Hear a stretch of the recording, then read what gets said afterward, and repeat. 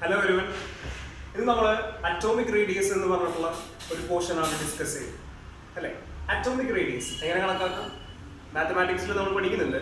Radius എന്ന് പറയുമ്പോൾ ഒരു സർക്കിളിന്റെ റേഡിയസ് അതിന്റെ മിഡ് പോയിന്റിൽ നിന്നും അതിന്റെ സർക്കംഫറൻസിലെ ഓരോ പോയിന്റിലേക്കും നമ്മൾ വരയ്ക്കുന്ന ലൈൻസിനെയാണ് നമ്മൾ എന്ത് വിളിക്കുന്നത്? റേഡിയസ് എന്ന് വിളിക്കുന്നത് അല്ലേ? അപ്പൊ നോക്കൂ, നിങ്ങൾ ഇവിടെ ഒരു ഹൈഡ്രോജൻ ആറ്റം കാണാം. ആറ്റത്തിന്റെ റേഡിയസ് നമുക്ക് എങ്ങനെ മെഷർ ചെയ്യാന്നുള്ളതാണ് ചോദ്യം. അപ്പോ ആദ്യം തന്നെ പറയട്ടെ, ആറ്റത്തിന്റെ റേഡിയസ് മെഷർ ചെയ്യാൻ പറ്റില്ലേ?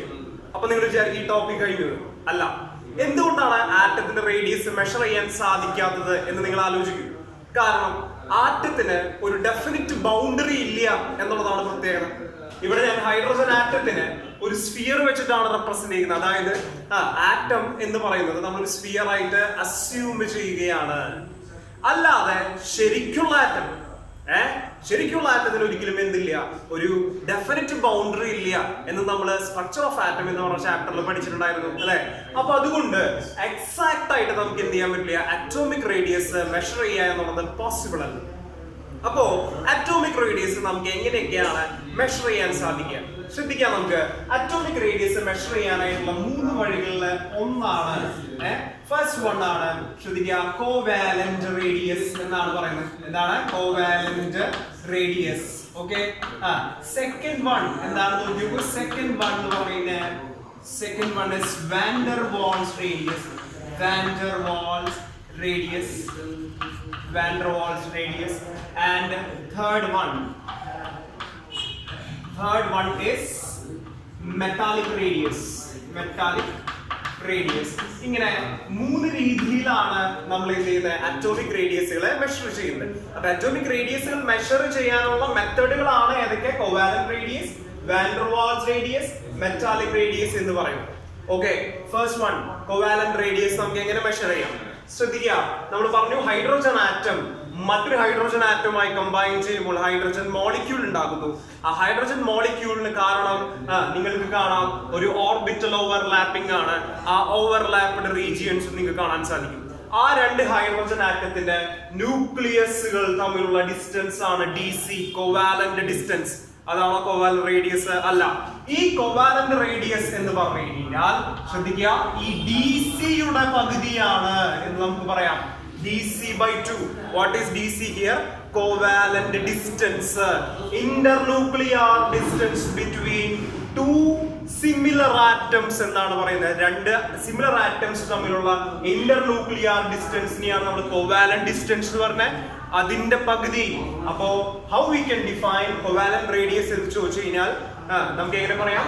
Covalent radius can be defined as the half of the internuclear distance between two similar atoms which are covalent bonded. അവരെ covalent bonded ആയിട്ടുള്ള 2 ആറ്റത്തിന്റെ internuclear distance നെയാണ് നമ്മൾ എന്ത് വിളിക്കുന്നത്? covalent radius.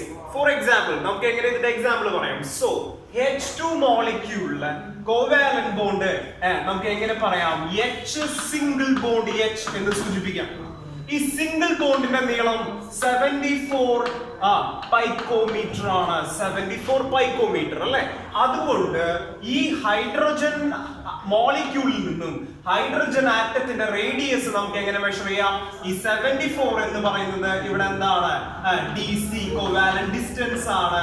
അതിനെ 2 കൊണ്ട് ഡിവൈഡ് ചെയ്യുക. 74 ഡിവൈഡഡ് ബൈ 2 ആൻസർ എത്രയാണ്? 37 പൈക്കോമീറ്റർ എന്ന് കിട്ടും. സോ ഹൈഡ്രോജൻ ആറ്റത്തിന്റെ റേഡിയസ് 37 പൈക്കോമീറ്റർ ആണ്. നമ്മൾ എങ്ങനെ മെഷർ ചെയ്തു? കോവാലന്റ് ഡിസ്റ്റൻസ് കണ്ടു. എവിടെ? ഇന്റർന്യൂക്ലിയർ ഡിസ്റ്റൻസുകൾ. 2 ഹൈഡ്രോജൻ ആറ്റം ഒരു H2 മോളിക്യൂൾ ആയിരിക്കുമ്പോൾ ഉള്ള കോവാലന്റ് ബോണ്ട് ആണ്. അതിന്റെ ലെങ്ത് ആണ് 74 പൈക്കോമീറ്റർ. ആ 74 പൈക്കോമീറ്ററിനെ 2 കൊണ്ട് ഡിവൈഡ് ചെയ്താൽ നമുക്ക് എന്ത് കിട്ടും? ഒരു ഹൈഡ്രോജൻ ആറ്റത്തിന്റെ എന്ത് കിട്ടും? റേഡിയസ് കിട്ടും. അപ്പൊ അതുകൊണ്ട് നിങ്ങൾ ശ്രദ്ധിക്കേണ്ടത്, ഓരോ ആറ്റത്തിന്റെ റേഡിയസും ചിലപ്പോൾ മാറി വരാം. എന്തുകൊണ്ടാ?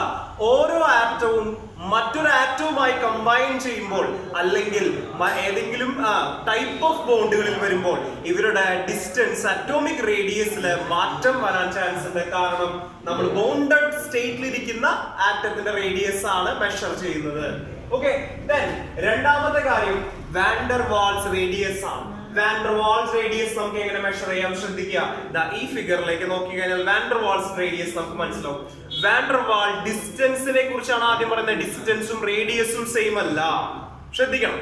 വാൻ ഡെർ വാൾ ഡിസ്റ്റൻസ് നമ്മൾ എങ്ങനെയാ മെഷർ ചെയ്യുന്നത്? ഇത് ഒരു H2 മോളിക്യൂൾ, ഇത് തൊട്ടടുത്ത H2 മോളിക്യൂൾ. ഈ രണ്ട് H2 മോളിക്യൂൾ തമ്മിൽ എന്തുണ്ടായി? ഇവിടെ കോണ്ടാക്റ്റിൽ വന്നിരിക്കുക. അങ്ങനെ കോണ്ടാക്റ്റിൽ വന്നിരിക്കുന്ന H2 മോളിക്യൂളിലെ കണ്ടോ രണ്ട് സിമിലർ ആറ്റംസ്. ഇതൊരു ഹൈഡ്രോജൻ ആറ്റം ആണ്. This is A hydrogen atom. In the first hydrogen molecule, this is the second hydrogen atom in the second molecule. കണ്ടോ, അപ്പൊ രണ്ട് ഡിഫറെന്റ് മോളിക്യൂൾസിലെ സിമിലർ ആറ്റംസിന്റെ ഇന്റർന്യൂക്ലിയർ ഡിസ്റ്റൻസ് ആണ് വാൻ ഡെർ വാൾ distance. അതിന്റെ ഹാഫിനെയാണ് നമ്മൾ എന്ത് വിളിക്കുന്നത്? അതിന്റെ ഹാഫ് ആണ് വാൻ ഡെർ വാൾ റേഡിയസ് എന്ന് പറയുന്നത്. അപ്പൊ കോവാലന്റ് റേഡിയസ് എന്തായിരുന്നു? ഒരേ മോളിക്യൂളിലെ ഹൈഡ്രോജൻ ആറ്റത്തിന്റെ ഡിസ്റ്റൻസിന്റെ ഹാഫ്, അതായത് ഇതാണ് എന്ന് പറയുന്നത് കോവാലന്റ് റേഡിയസ് എന്ന് പറയുന്നത്. അപ്പോ വാൻ ഡെർ വാൾ റേഡിയസിനെ നമുക്ക് എങ്ങനെ ഡിഫൈൻ ചെയ്യാം? Van der Waal radius is the half of the internuclear distance between two similar atoms which are the part of adjacent molecules എന്നാണ് പറയുന്നത്. adjacent molecules of same matter, ഒരേ മാറ്ററിന്റെ adjacent molecule similar atoms തമ്മിലുള്ള ഡിസ്റ്റൻസിന്റെ ഹാഫിനെ van der Waal radius എന്ന് വിളിക്കാം. Okay, then van der Waal radius എന്ന് പറയുന്നത് നോക്കൂ, van der വാൾ ഡിസ്റ്റൻസിന്റെ half ആണ് എന്ന് പറയാം. Then മെറ്റാലിക് റേഡിയസിലേക്ക് വന്നാൽ, മെറ്റാലിക് റേഡിയസ് നമുക്കറിയാം. ഒരു മെറ്റൽ എന്ന് പറയുമ്പോൾ നമ്മൾ ഒരു മെറ്റൽ ഷീറ്റ് കൺസിഡർ ചെയ്യാണെന്ന് വിചാരിക്കും. Say this is an iron sheet. ഈ അയൺ ഷീറ്റില് ആറ്റംസ് എല്ലാം നിങ്ങൾക്കറിയാം വളരെ ക്ലോസ്ലി പാക്ഡ് ആണ് അല്ലെ? ആറ്റംസ് എല്ലാം വളരെ ക്ലോസ്ലി പാക്ഡ് ആണ്. അങ്ങനെ ക്ലോസ്ലി പാക്ക് ചെയ്തിരിക്കുന്ന രണ്ട് ആറ്റത്തിന്റെ ഡിസ്റ്റൻസുകളുടെ ന്യൂക്ലിയസുകൾ തമ്മിലുള്ള ഡിസ്റ്റൻസിന്റെ ഹാഫിനെയാണ് നമ്മൾ എന്ത് വിളിക്കുന്നത്? Metallic radius. ശ്രദ്ധിക്കുക, അതിന്റെ ഹാഫ് ആണ് കേട്ടോ മെറ്റാലിക് റേഡിയസ് RM എന്ന് പറയുന്നത്.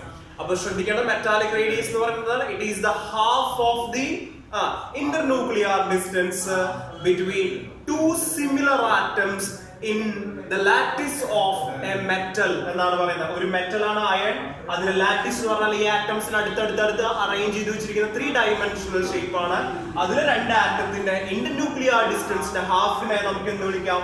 മെറ്റാലിക് റേഡിയസ് എന്ന് വിളിക്കാം. ഇങ്ങനെ 3 രീതിയിലാണ് അറ്റോമിക് റേഡിയസ് എന്ത് ചെയ്തിരിക്കുന്നത്? മെഷർ ചെയ്യുന്നത്. ഈ അറ്റോമിക് റേഡിയസിന്റെ വേരിയേഷൻ കൂടി നമുക്ക് വളരെ സിമ്പിൾ ആയിട്ട് ഡിസ്കസ് ചെയ്യാം.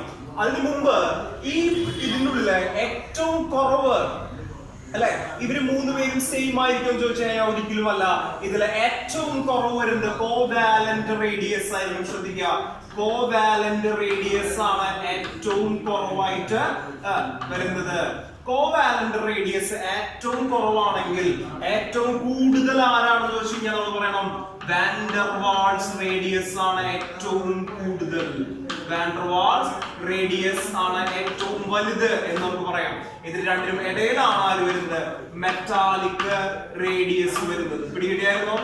Metallic radius. ഓക്കെ, അപ്പോ the order of atomic radii എന്ന് പറയുന്നത് covalent radius less than metallic radius which is less than van der Waals radius എന്നാണ് പറയുന്നത്. ഓക്കെ, അപ്പോ ഇതാണ് നമുക്ക് അറ്റോമിക് റേഡിയസിന്റെ കേസിൽ പറയാനുള്ള അടുത്ത ഒരു ടോപ്പിക് എന്ന് പറയുന്നത് അയോണിക് റേഡിയസ് ആണ്. അയോണിക് റേഡിയസിനെ കുറിച്ച് നമ്മൾ അടുത്ത ക്ലാസ്സിലാണ് പറയാൻ പോകുന്നത്. അപ്പോ ഈ 3 റേഡിയസുകളുടെ കാര്യം നിങ്ങൾക്ക് ക്ലിയർ ആണെന്ന് വിചാരിക്കുന്നു. ഓക്കെ, അപ്പൊ ശ്രദ്ധിക്കുക, 3 കാര്യങ്ങള് ഏതൊക്കെയാണ്? Covalent radius, van der Waal radius, metallic radius ആണ് 3 way to measure atomic radius എന്ന് പറയുന്നത്. ഓക്കെ, അപ്പൊ നമുക്ക് അയോണിക് റേഡിയസിന്റെ കാര്യങ്ങൾ അടുത്ത ക്ലാസ്സിൽ കാണാം. Thank you.